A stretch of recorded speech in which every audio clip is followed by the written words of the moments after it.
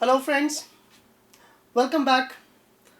I am again here with yet another interesting video on a biomolecule that we eat every day. जब आपके दिन की शुरुआत होती है, चाहे आप रात को सोने से पहले जो मील कंज्यूम करते हैं या फिर जो मैंने कपड़े पहने हुए हैं या जो आप पढ़ाई करते समय जिस पेपर पे लिखते हैं, आज मैं उस बायोमोलिक्यूल की बात करने जा रहा हूँ. And that molecule is carbohydrate. Believe me, we are all surrounded by carbohydrates, and we cannot live life without them because they are the primary energy sources for us. न केवल ये एनर्जी सोर्सेज हैं but they are also structural component. अगर हम इनके functions की बात करें ओवरऑल तो हम कह सकते हैं कि इनके बहुत सारे रोल्स हैं. जैसे कि फर्स्ट रोल जो आप सब जानते ही हैं, दे प्रोवाइड एनर्जी.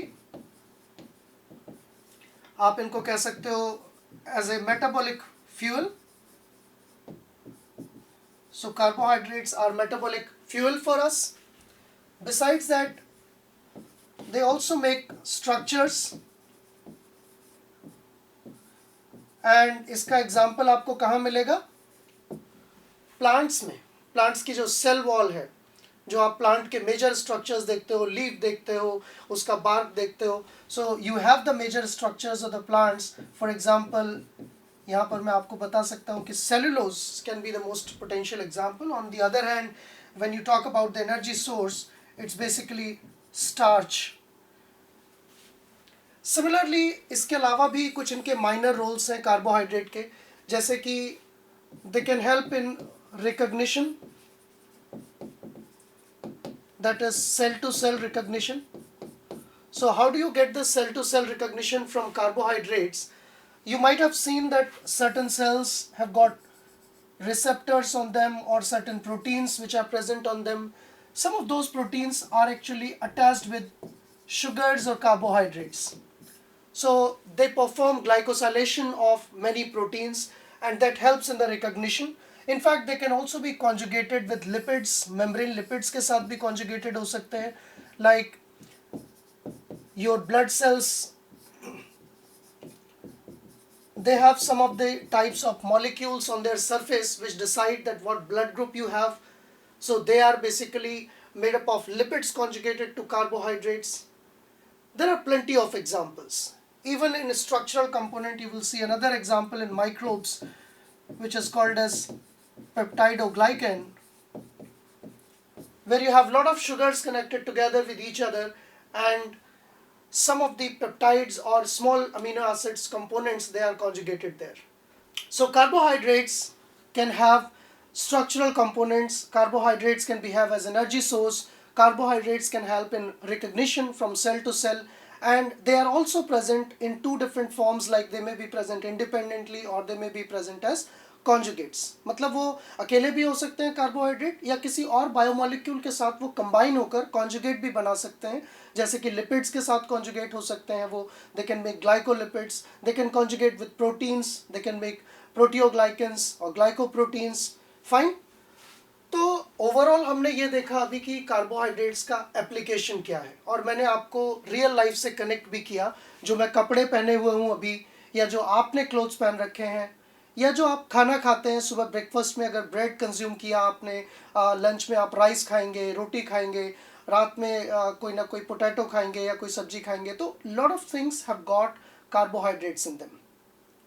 हम सुबह से शाम तक कार्बोहाइड्रेट्स का कहीं ना कहीं यूज़ कर रहे हैं. पढ़ाई करते समय भी आप यूज़ कर रहे हैं. जिस पेपर पे आप लिख रहे हैं वो भी कार्बोहाइड्रेट है. लेकिन यहाँ पर एक इंटरेस्टिंग क्वेश्चन अराइज होता है, जिसका मैं आपको डिस्क्रिप्शन दूंगा. ये जो कपड़े मैंने पहने हुए हैं, ये भी कार्बोहाइड्रेट है, ये भी ग्लूकोज का बना हुआ है. और जो पोटैटो आप खा रहे हैं, जो राइस आप खा रहे हैं, वो भी ग्लूकोज का बना हुआ है. ऐसा क्या डिफरेंस आ जाता है फिर कि ये जो कपड़े हैं इनको हम नहीं खा सकते, और चावल के हम कपड़े बनाकर नहीं पहन सकते, पेपर के हम कपड़े बनाकर नहीं पहन सकते? ऐसा डिफरेंस कहाँ पर आ जाता है, जबकि दोनों मॉलिक्यूल सेम है. इसमें भी ग्लूकोज है, उसमें भी ग्लूकोज है. तो इसका आंसर आपको थोड़ी देर में मिलेगा जब आप ये देखेंगे कि कार्बोहाइड्रेट सिर्फ फंक्शनली या सिर्फ केमिकली ही डिफरेंट नहीं हो सकते हैं, बल्कि वो स्ट्रक्चरली भी डिफरेंट हो सकते हैं। और 3 डायमेंशन में उनका स्ट्रक्चर बदल जाने से they give rise to enormous diversity of the carbohydrates, and that is the answer for question why we cannot eat clothes and why we cannot make clothes out of starch. So let's first go back to basic definition. इससे पहले कि हम आगे details देखें, सबसे पहले हम ये जान लेते हैं कि कार्बोहाइड्रेट्स को डिफाइन कैसे करते हैं. What are basically carbohydrates?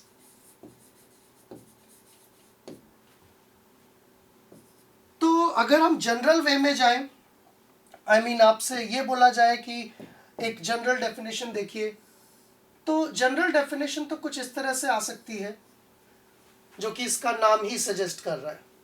You have carbon and along with the carbon you have water. So basically if you have hydrates of carbon, carbon के साथ आप हाइड्रेशन कर दें, उसका पानी अटैच कर दें उसमें, that becomes a carbohydrate. So this can be a very trivial definition of carbohydrates, that they are hydrates of carbon. But let me elaborate this definition. Is that precisely right or wrong? क्या ये सही भी है या गलत है, इस बात पर हम थोड़ी डिस्कशन करते हैं. Let us say the value of n is equal to 1. n की वैल्यू 1 है, मतलब एक कार्बन और उसके साथ एक water. Let us see what the formula turns out to be. So if you have C as 1 and if you have H2O as well 1, then this formula turns out to be HCHO. Okay, दो hydrogen, एक carbon और एक oxygen. So either I can write it as C bracket में H2O और I can write HCHO. क्या कहेंगे आप? Is this molecule a carbohydrate? बताइए. What do you think? Is this a carbohydrate? Yes or no? No, gentlemen. This is formaldehyde and it's not a carbohydrate. Carbohydrate नहीं है. Similarly, if you go ahead, अगर आप आगे भी जाते हैं, if you place a 2, you're going to end up with acetaldehyde and that is also not a carbohydrate. But if you move further ahead, अगर आप और आगे जाएं, if you put n is equal to 3, then probably you are likely to get a carbohydrate which is called glyceraldehyde. So I would emphasize here कि this definition has a limitation. You have to mention that the value of n is either is equal to 3 or greater than 3. या तो 3 है या 3 से ज़्यादा है n की value, तब जाकर हम कह सकते हैं कि carbohydrates are the hydrates of carbon. Then what is the better definition? क्या कोई better definition भी है carbohydrates की? Yes, of course, there can be. So what is the better definition of carbohydrates? Let's look into that. So a better definition that was formulated much later, they are called as polyhydroxyaldehydes or polyhydroxyketones.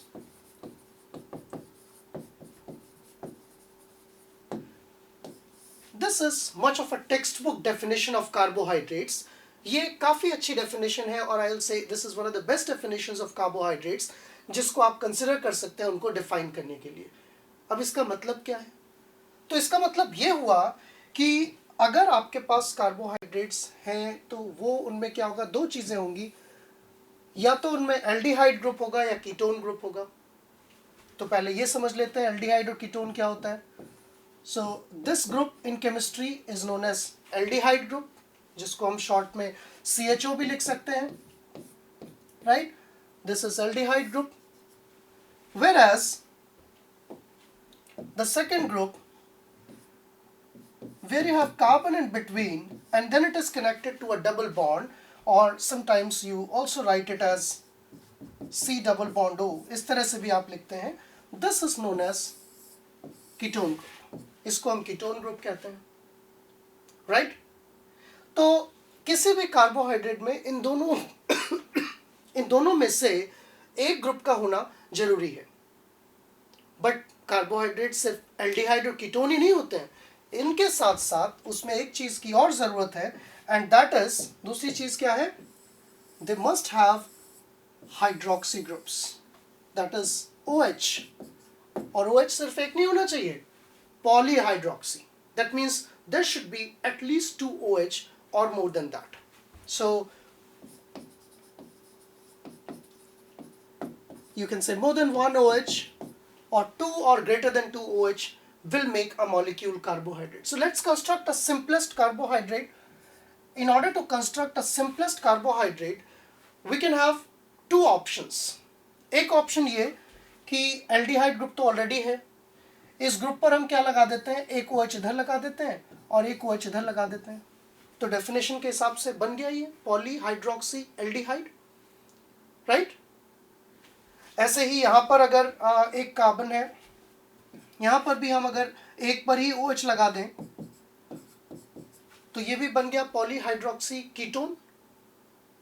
लेकिन chemistry अगर आप पढ़ेंगे, organic chemistry, you will find that such kind of arrangement of two alcohols on the same carbon is highly unlikely, exist नहीं करता है। हालांकि halides हो सकते हैं, हैलोजन लग सकते हैं कि कार्बन पे दो, लेकिन अल्कोहल नहीं लग सकता। इवेंचुअली जब ये ऐसा होगा तो कई बार ऐसा होता है कि ये OH जो है, that OH from one side and H from other side, that excludes as water and that immediately turns into a carbonyl compound.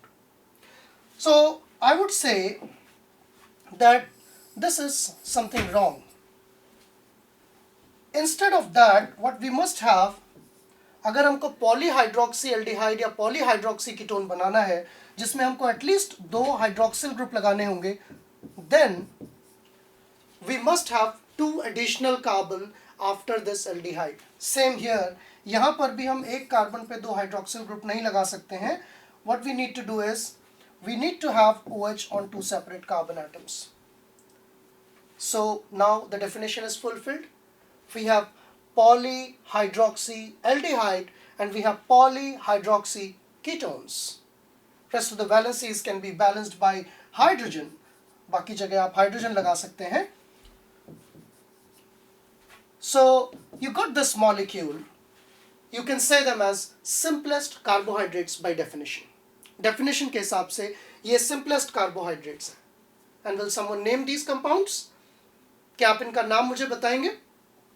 Very simple. You find them at many places. The names of these compounds are, this is known as dihydroxy acetone and the second compound is known as glyceraldehyde. Although these are not their IUPAC names, these are just trivial names. The name glyceraldehyde comes because if you don't have aldehyde group here, if you just place OH, that will become glycerol. तो glycerol में से आपने एक aldehyde बना दिया, that becomes glyceraldehyde. And since it would have been acetone अगर यहाँ पर CH3 और CH3 होता, but you have hydroxy and hydroxy here, so it is dihydroxy acetone. तो ये तो बात हो गई कार्बोहाइड्रेट का स्ट्रक्चर, सबसे सिंपलेस्ट कार्बोहाइड्रेट का स्ट्रक्चर कैसा हो सकता है और कार्बोहाइड्रेट्स को हम डिफाइन कैसे कर सकते हैं. This is how carbohydrates are defined. Are we clear about this? समझ आ गया हमें पॉलीहाइड्रोक्सी एल्डिहाइड और पॉलीहाइड्रोक्सी कीटोन का मीनिंग. आगे चलते हैं. Let's see few more interesting things. So after learning this about the carbohydrates, that they are polyhydroxy aldehydes और polyhydroxy ketones, जैसा हमने अमीनो एसिड्स में देखा था कि वहां पर एक कन्वेंशन है, यूज करते हैं हम लोग alpha L amino acids, right. हमने डी और एल की बात की थी, हमने ये भी बात की थी अल्फा एल का क्या मतलब है, बीटा एल का क्या मतलब है, गामा अमीनो एसिड्स क्या हो सकते हैं. ऐसे ही कार्बोहाइड्रेट्स में भी आप इनॉर्मस डाइवर्सिटी देखेंगे. तो अगर आप कार्बोहाइड्रेट के क्लासिफिकेशन की बात करें, किस तरह से उनको क्लासिफाई कर सकते हैं, तो मैं आपसे कहूंगा कि इनको क्लासिफाई करने के हमारे पास स्ट्रक्चरल बेसिस हैं. हम इनको स्ट्रक्चरल बेसिस पर क्लासिफाई कर सकते हैं और ये कहा जाएगा कि डिपेंडिंग ऑन द लेंथ और द नंबर ऑफ यूनिट्स, अगर एक कार्बोहाइड्रेट जो है उसमें एक यूनिट है यूनिट का मतलब जो हमने अभी मॉलिक्यूल की बात की, that molecule was glyceraldehyde and dihydroxyacetone, that is 1 unit. लेकिन carbohydrates have enormous ability to polymerise, they can join with each other, एक दूसरे से जुड़ सकते हैं और एक लंबी चेन बना सकते हैं. वही रीज़न है कि ये जो कपड़े मैंने पहने हुए हैं मेड अप ऑफ सेलुलोज, और जो पेपर आप जिस पर लिख रहे हो cellulose, that is made up of millions of glucose molecules joined end to end. So if there is only one unit, उनको नाम दिया जाता है monosaccharide. Now the word saccharide comes from something which is sweet. Since they are sweet in taste, इसलिए उनको sugars भी कहते हैं कुछ लोग. और ग्रीक में क्योंकि it was saccharus means also sweet, so that's why they were called as saccharides. Now these saccharides can join together. Saccharides जो है वो join कर सकते हैं. They can become disaccharides, or they can have fewer units up to 10. They can be called as oligosaccharides, or they can have millions and millions of units. They will be called as polysaccharides. So this is one of the simplest type of classification of carbohydrates, which helps us or makes us comfortable in organizing different type of carbohydrates and help us to learn them. अब ये जो monosaccharide है, क्योंकि इनमें एक ही unit है, एक unit फिर कई तरह की हो सकती है डिपेंडिंग ऑन उसमें कार्बन कितने हैं. तो आपने देखा कि मिनिमम कार्बन की रिक्वायरमेंट कितनी होती है कार्बोहाइड्रेट में. You just saw that structure by definition. You require 3 carbons. तो ऐसे शुगर्स को कहा जाता है ट्रायोज. 4 कार्बन भी हो सकते हैं, they will be called as tetrose. 5 carbon भी हो सकते हैं, they will be called as pentose. 6 carbon भी हो सकते हैं, they will be called as hexose. 7 भी हो सकते हैं, they will be called as heptulose. 8 भी हो सकते हैं, ऑक्टेलोस, एंड सो ऑन. हालांकि इन सब में सबसे ज़्यादा अबंडेंट जो शुगर होती है जिसकी हम अक्सर बात करते हैं, दे आर 6 कार्बन शुगर्स और हेक्सोसेस. 5 कार्बन का भी आप डिस्कशन करते हैं, 5C sugars. They are basically pentose sugars, or they are found in nucleic acids, for example ribose and deoxyribose. तो 5 कार्बन शुगर भी काफ़ी अमाउंट में मिलती है. लेकिन most of the discussion of carbohydrate is centered around 6 carbon sugars, that is called as hexose. उसको हम hexose कहते हैं. And the general formula that can be given to a hexose is C6H12O6. ये general formula हम hexose को दे सकते हैं, right. You can also give general formula to triose, to tetrose, to pentose. आप इसी तरह से जनरल फॉर्मूले दे सकते हैं सभी के लिए. That's basically CnH2nOn, right. Now in each of these categories हमने देखा कि कार्बोहाइड्रेट्स में एक डाइवर्सिटी का मेन सोर्स क्या है, isomerization. They undergo plenty of isomerizations by different means. In each of these categories you have ketose form and aldose form. हर एक के अंदर कुछ ketose होंगी, कुछ aldose sugars होंगी. And you should know that ketose and aldose, they will be isomers of each other. उनका molecular formula नहीं बदलेगा, लेकिन उनका जो shape है, उनका जो basic formula है वो नहीं बदलेगा, but shape and the arrangement of atoms will change. So ketones and aldehydes, they are isomers of each other. Both of them are going to have the same formula C6H12O6, but that will result still in lot of diversity, and we will try to account for it. तो ये बात समझ आई आपको classification कैसे करते हैं. Monosaccharide एक ही unit, चाहे वो ट्रायोस की हो, चाहे वो टेट्रोस की हो, पेंटोस की हो, हेक्सोस की हो. अगर 2 यूनिट एक साथ जुड़ जाती हैं, दैट इज डाइसेकेराइड. 2 से ज़्यादा यूनिट जुड़ जाती हैं, up to 9 units, that is called as oligosaccharide. और हज़ारों लाखों यूनिट्स अगर जुड़ जाती हैं, that is called as polysaccharide. तो ये है कार्बोहाइड्रेट का बेसिक क्लासिफिकेशन.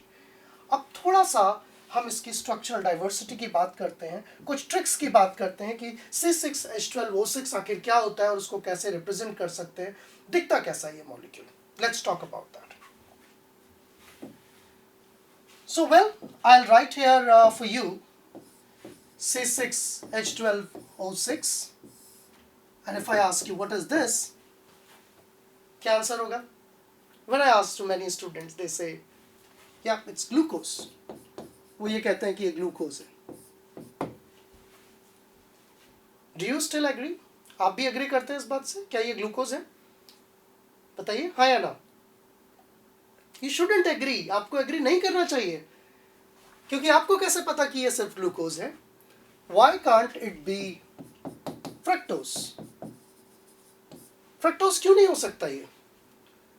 फ्रक्टोज का भी तो यही फॉर्मूला होता है C6H12O6, बट शायद आपको कई बार ये बताया गया है कि C6H12O6 is glucose and that's the most abundant sugar, that's why you say that.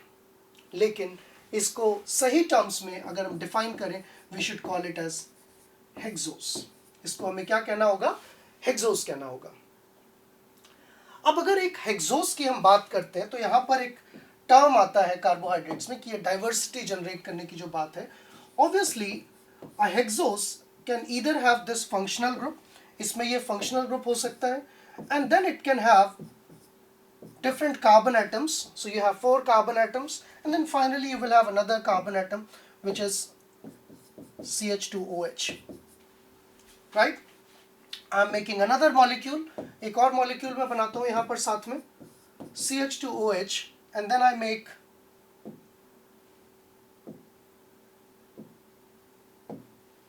a ketone group over here.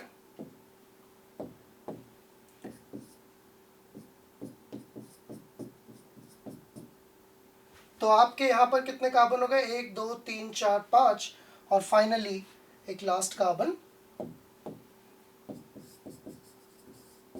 Okay, I must write it as well this colour. तो मैं अभी आपको बताऊंगा कि मैंने ये अलग अलग कलर क्यों यूज करे, इनका क्या मतलब है. तो जब भी आप एक कार्बोहाइड्रेट का स्ट्रक्चर लिखते हैं, चाहे वो 6 कार्बन की शुगर हो, चाहे वो 4 कार्बन की शुगर हो, चाहे 5 कार्बन की शुगर हो, उसमें कुछ इंपॉर्टेंट कंपोनेंट्स होते हैं. जैसे कि ये वाला जो कंपोनेंट है, अगर आप इस कंपोनेंट की बात करें तो this component is the functional group, और यहाँ पर ये क्या है? फंक्शनल ग्रुप है. और इस फंक्शनल ग्रुप में जो कार्बन प्रेजेंट है, इस कार्बन को कहा जाता है एनोमेरिक कार्बन. ये कौन सा कार्बन है? Anomeric carbon. Here also you have anomeric carbon, right? इसके अलावा आप देखेंगे कि ये जो व्हाइट कलर के कार्बन है, if you look at each of this carbon, let us say if I place OH here, if I place H here, so if you look at this carbon, इसके चारों तरफ अलग अलग चीजें हैं. देखो, एक तरफ OH है, एक तरफ H है, एक तरफ 4 कार्बन की एक चेन है, और एक तरफ एल्डिहाइड है. तो आपको नहीं लगता कि इस कार्बन पे चारों चीजें अलग अलग लगी हुई हैं? Isn't it? नहीं लगता? बताइए. तो अगर चारों चीजें इस पर अलग अलग लगी हुई हैं इस कार्बन पर, so don't you think this carbon in the standard definition of chemistry should be called as chiral carbon? ऐसे कार्बन को क्या कहा जाता है? कायरल या एसिमेट्रिक.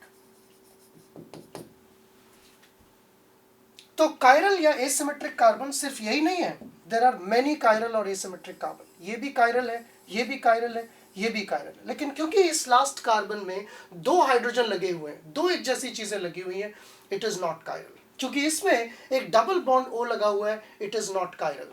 ऐसे ही इधर आप देखें तो this is chiral, this is chiral, this is also chiral, but not last one and not the first one. ये कायरल नहीं है. what happens if there are chiral carbon atoms? अगर किसी मॉलिक्यूल में chiral carbon atoms हैं तो उससे क्या फर्क पड़ जाएगा? बताइए. What do you think will happen? The thing that will happen is generation of diversity. मतलब क्योंकि ये asymmetric है, तो इसमें OH इधर लगाएं या इधर लगाएं, that will make a difference. अगर कोई चीज सिमेट्रिक है तो उसमें आप किधर भी कोई चीज लगा दीजिए, right?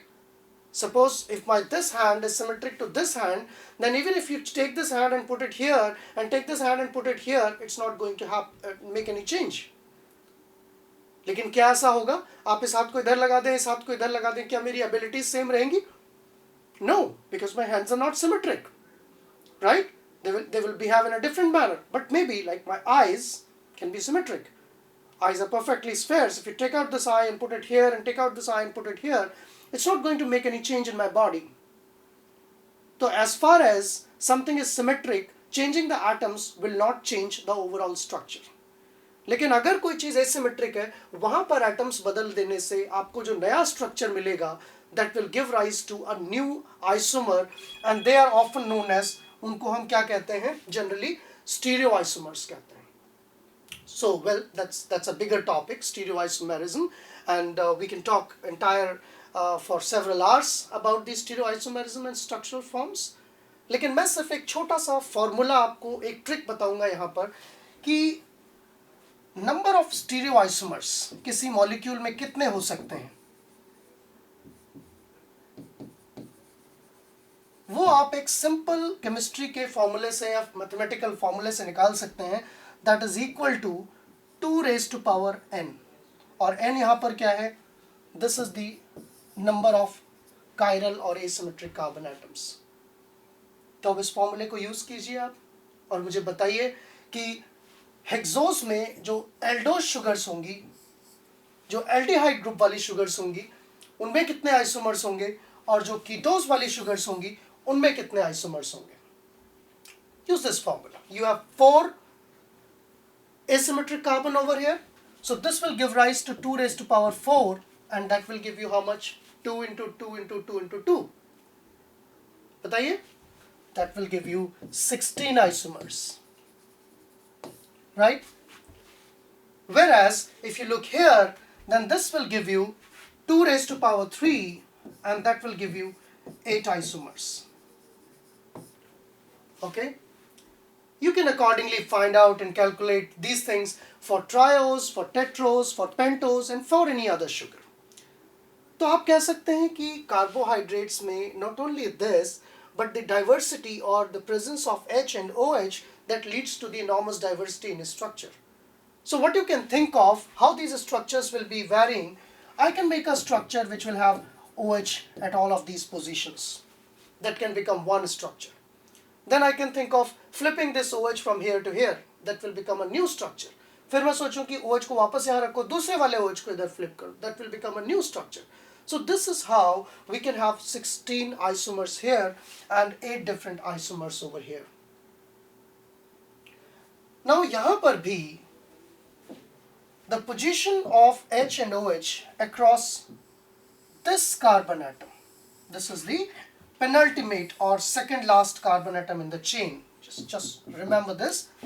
Second last carbon की जो H और OH की position होती है, वो इन sugars का molecular configuration define करती है, absolute configuration define करती है, जिसको हम कहते हैं D configuration और L configuration. हमने अमीनो एसिड्स में भी बात की थी D और L की.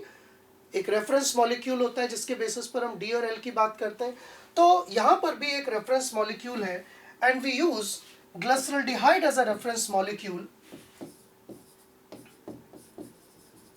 and we generally talk about these things in this manner. कुछ इस तरह से हम देखते हैं. Let us say this is an aldehyde molecule, and then you have two carbon atoms. आप जानते हैं कि 2 कार्बन एटम है और इसमें ये वाला क्या होगा, एसिमेट्रिक कार्बन एटम होगा. तो अगर एक ही एसिमेट्रिक कार्बन है, कितने आइसोमर होंगे, जल्दी बताइए. 2 raised to power 1 कितना हो जाएगा, 2.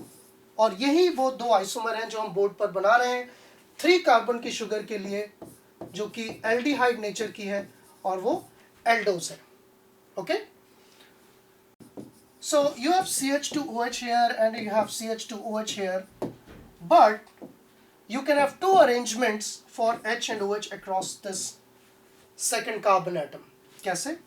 एक में OH यहाँ हो सकता है और एक में OH इधर हो सकता है. मैं दोबारा आपको बताना चाहूँगा यहाँ पर कि इस बोर्ड पर जो आप स्ट्रक्चर देख रहे हैं, that structure is a very specific or simplified structure which is called as Fischer projection. इसको हम क्या कहते हैं, फिशर प्रोजेक्शन कहते हैं. लेकिन रियलिटी में ये फंक्शनल ग्रुप्स ऐसे अटैच नहीं होंगे. इनफैक्ट अगर मैं आपको बात करूं स्ट्रक्चर्स की तो कुछ इस तरह से होंगे. You can just see here, I mean this is CH2, this is O and this is H, this is middle carbon, this is O here. तो आप कह सकते हैं कि ये कीटोन को रिप्रेजेंट कर रहा है और आप देख रहे हैं कि एक डायरेक्शन में नहीं है, ये अलग अलग डायरेक्शंस में है. Can you see this model? Is it possible for you to see comparing this? So this is representing a ketone in middle. But if you also look, अगर आप aldehyde की बात करें, aldehyde would look like this. Can you see here? This is an aldehyde molecule which will have C double bond O and CH, and then you have CH2OH. So now this OH, if this OH is replaced, इस OH को हटा के हम अगर इधर लगा दें और इस H को हटाकर इधर लगा दें, that is going to make a difference. Not only by flipping this. So you imagine कि D और L फॉर्म फ्लिप करने से नहीं बदल जाएंगी, इसको घुमा दें तो D L में नहीं बदल जाएगा, but since OH has got its relative space, so only by taking off this bond, इस bond को तोड़कर एक नया bond create करके तभी हम D form को L form में convert कर सकते हैं. तो इन चीज़ों को हम क्या कहते हैं? We call these things as absolute configurations. So these are absolute configurations, and these absolute configurations have two possible arrangements where you have OH on the left hand side, that is called as L form, and the one where you have OH on the right hand side is called as D form. I'll still say that these are not related with optical activities always. Do not confuse between dextrorotatory and levorotatory compound, as I told you in amino acids, because D and L represent the absolute configuration, not optical activity. That is represented by small d and small l. So maybe we can talk about that later point of time. अभी हम उसके बारे में बात नहीं कर रहे हैं, यहाँ पर सिर्फ हम कॉन्फ़िगरेशन की बात करें. तो आपको कॉन्फ़िगरेशन समझ आया? कॉन्फ़िगरेशन बदलने के लिए क्या जरूरी है कि आप एक बॉन्ड को तोड़ें और तोड़ने के बाद उसको नई जगह पर रिप्लेस करें, तभी एक नया कॉन्फ़िगरेशन राइज हो सकता है. और ये सारे के सारे शुगर्स में हो सकता है. ये तो हमने ट्रायोस की बात की. जब हम टेट्रोस की बात करेंगे तो वहां पर आप एक कार्बन और इंट्रोड्यूस कर देंगे बीच में. लेटर से यहाँ पर आपने कार्बन इंट्रोड्यूस कर दिया, तो जब आपने कार्बन इंट्रोड्यूस किया, एक H एक OH, एक H एक OH, ये बन गया आपका टेट्रोस. लेकिन अगर उस टेट्रोस में ये OH इधर है तो वो L टेट्रोस कहलाएगा. अगर ये वाला OH इधर है तो वो D टेट्रोस कहलाएगा. मतलब इस सीरीज को अगर हम आगे बढ़ाएं, ट्रायोस से टेट्रोस, टेट्रोस से पेंटोस, पेंटोस से hexose, by adding an H and OH over here, then the whole series will be called as D series. There will be D molecules. If you extend the series by adding H and OH and a carbon here, तो 3 से 4 carbon, 4 से 5 carbon आगे बढ़ेंगे तो वो पूरी series क्या कहलाएगी? L सीरीज कहलाएगी. But unlike amino acids, हमने amino acids में क्या सीखा था? What is the most abundant absolute configuration of amino acids in biological system? L form. But unlike that, for sugars, D form is most abundant. Biological system में sugars की D form ही ज़्यादा मिलती है, D form abundant होती है, तो ये आपको ध्यान रखना होगा. Majority of the sugars that we will talk about will be D sugars. Okay? तो ये तो बात हो गई शुगर के absolute configuration की. लेकिन एक और चीज़ भी होती है absolute configuration के अलावा. और भी तरह के आइसोमर्स जनरेट होते हैं. एक टाइप के आइसोमर जनरेट होते हैं जब शुगर्स साइक्लाइज होती हैं. तो since this is an introduction, I'm not going to talk about the whole process of cyclization. आपको मैं आज नहीं बताऊंगा साइक्लाइजेशन कैसे होता है और कैसे साइक्लिक शुगर बनती है, लेकिन मैं आपको एक ग्लिम्स दूंगा कि जो ग्लूकोज का लीनियर स्ट्रक्चर आपने देखा था, that linear structure can also become cyclic structure. मतलब अगर हम दोबारा से यहाँ पर ग्लूकोज का स्ट्रक्चर बनाए, and what you learnt about that, you have 1 2 3 4 5 and then finally 6 carbon, and you have H and OH placed over here. So you have OH, H, OH, H, OH, OH, H, H. This is D glucose. ये क्या molecule है? D glucose molecule है. और अगर आप यहाँ पर CHO को नीचे शिफ्ट कर दें, C डबल बॉन्ड O कर दें, इसको ऊपर ले जाएं, that will become D fructose, right? So D glucose ऐसा नहीं होता है हमेशा, जैसा आपने स्ट्रक्चर देखा। फिर कैसा होता है? पाउडर्ड फॉर्म में वो लीनियर हो सकता है, लेकिन as soon as you dissolve in water, जब आप उसको वाटर में डिजोल्व करेंगे, और ऑब्वियस सी बात है अगर हम बायोकेमिस्ट्री की बात कर रहे हैं तो ग्लूकोज पाउडर तो है नहीं बॉडी में कहीं, राइट? डब्बा तो नहीं रखा हुआ है ना ग्लूकोन डी का शरीर के अंदर, जो भी है डिजोल्व है सेल के अंदर। तो it's like Glucon D dissolve in water, and when it is dissolve in water it doesn't remain like this, ऐसा नहीं रहता है वो। व्हाट इट टेक्स इनटू और turns into is a cyclic form, cyclic structure बना लेता है, and that somewhere looks like this, कुछ इस तरह का दिखता है वो cyclic structure.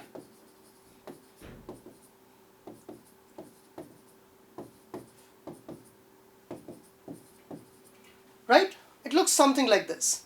But not only this, सिर्फ इतना ही नहीं, बल्कि इस जगह मैंने अभी HOH नहीं बनाया, यहां पर दो पॉसिबिलिटीज अराइज होती हैं।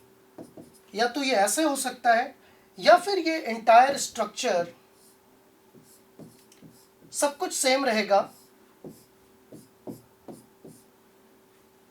बिल्कुल सेम रहेगा, लेकिन क्या बदल जाएगा? इस पोजीशन पर H और OH अलग होंगे। ध्यान से देखना मेरी बात को, आपको जवाब मिलेगा मेरे पहले क्वेश्चन का जो मैंने पूछा था। तो ये जो दो स्ट्रक्चर्स यहाँ अराइज हो रहे हैं, that's because of the alternate arrangement, क्योंकि ये अभी साइक्लिक फॉर्म में ही अराइज होंगे, लीनियर फॉर्म में तो कोई प्रॉब्लम ही नहीं है। This was aldehyde group, they will arise only when the molecules will cyclise. So when the molecules will cyclize, you will have additional isomers that will be generated in glucose, and they are given certain names called anomers. इनको क्या नाम दिया जाता है? Anomers का नाम दिया जाता है। One of them is called as beta anomer, and another one is called as alpha anomer. Right? So alpha and beta form, they remain readily in equilibrium. Equilibrium में रहती हैं somewhere around in the ratio of 36:64. इस ratio में वो present रहती हैं. One of them is 36%, another 64%. तो अब इम्पॉर्टेंट ये कि ऐसा होने से क्या हो जाएगा, क्या फर्क पड़ जाएगा कि अल्फा फॉर्म में कि बीटा फॉर्म में? Is it going to make any change? Yes, it's going to make a lot of change. जैसे आपने देखा कि लीनियर स्ट्रक्चर में भी आप H और OH को अगर फ्लिप कर देते हैं, that gives rise to new isomers and they are given different names. For example, you have a molecule called glucose. Same formula C6H12O6 can be written in different ways. That can give rise to a sugar called mannose. That can give rise to another sugar called galactose, talose, allose, altrose. These are the different names. और इन सब में क्या difference होता है? The position of H and OH. और वहां पर भी एक टर्म आता है called एपिमर.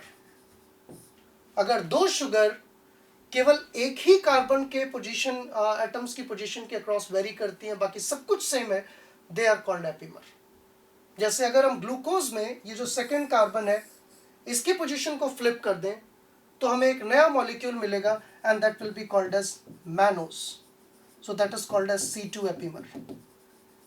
ऐसे ही अगर कार्बन नंबर 4 की पोजीशन को फ्लिप कर दें, बाकी सब सेम रखें, that will become galactose, which is called C4 epimer.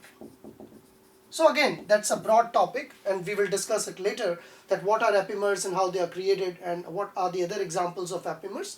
But we were discussing about this, हम इसकी बात कर रहे थे कि जो एनोमेरिक फॉर्म्स हैं, जब साइक्लाइज होता है मॉलिक्यूल, जब पानी में घोलते हैं आप ग्लूकोज को, तो वो दो फॉर्म एक्वायर कर सकता है, या तो अल्फा फॉर्म या बीटा फॉर्म. अब क्वेश्चन ये था कि क्या हो जाएगा अगर अल्फा फॉर्म और बीटा फॉर्म प्रेजेंट है, क्या कोई डिफरेंस होगा? There will be a difference that I wanted to talk about, and that difference will be created when they get polymerized, because the three-dimensional space is different. इनका जो 3D space है वो बिल्कुल अलग है. आप देखिए, अगर आप एक शुगर की बात करें जो बीटा शुगर है, right? Let's say this is beta glucose. Let me make another beta glucose इसके पास में.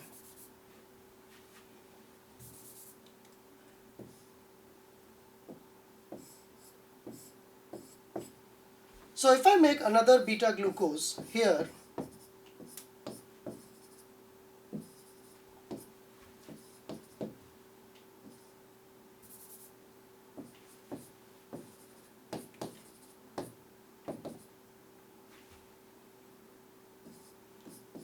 okay, so what you are going to see, एक बीटा ग्लूकोज को दूसरे बीटा ग्लूकोज के साथ जब आप कनेक्ट करेंगे, they are going to form a link, इनके बीच में एक लिंकेज बनेगा by condensation of these two groups, यहां से वाटर निकलेगा and these two will be sugars will be connected together. So this kind of linkage will be called as 1,4 glycosidic linkage. This is between what? This is between beta sugars.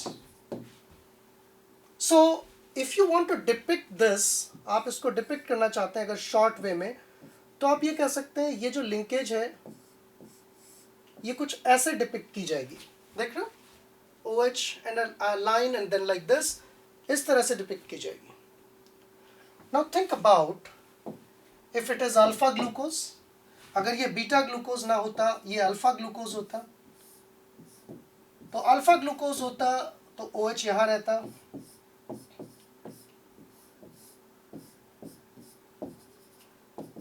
right, and this is carbon number 4, so you again have OH here. I'm quickly making other things.